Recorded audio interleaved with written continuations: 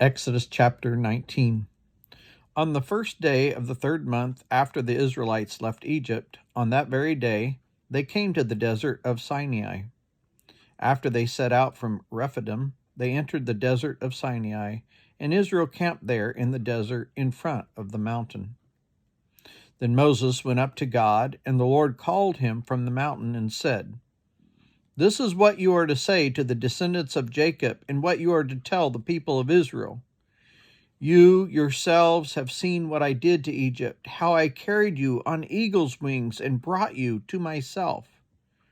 Now, if you obey me fully and keep my covenant, then out of all nations you will be my treasured possession. Although the whole earth is mine, you will be for me a kingdom, a priest, and a holy nation.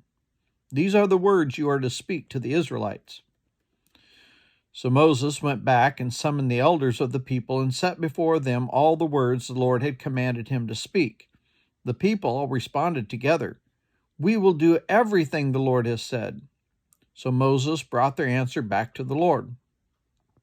The Lord said to Moses, "I am going to come to you in a dense cloud, so that the people will hear me speaking with you and will always put their trust in you." Then Moses told the Lord what the people had said. The Lord said to Moses, "Go to the people and consecrate them today and tomorrow.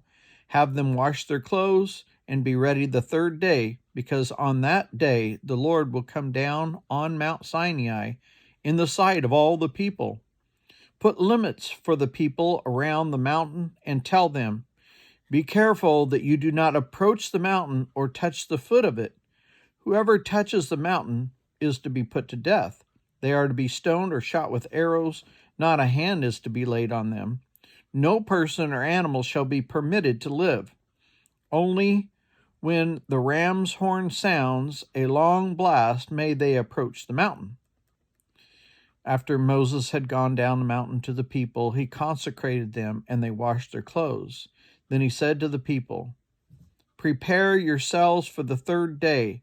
Abstain from sexual relations." On the morning of the third day there was thunder and lightning, with a thick cloud over the mountain, and a very loud trumpet blast. Everyone in the camp trembled. Then Moses led the people out of the camp to meet with God, and they stood at the foot of the mountain.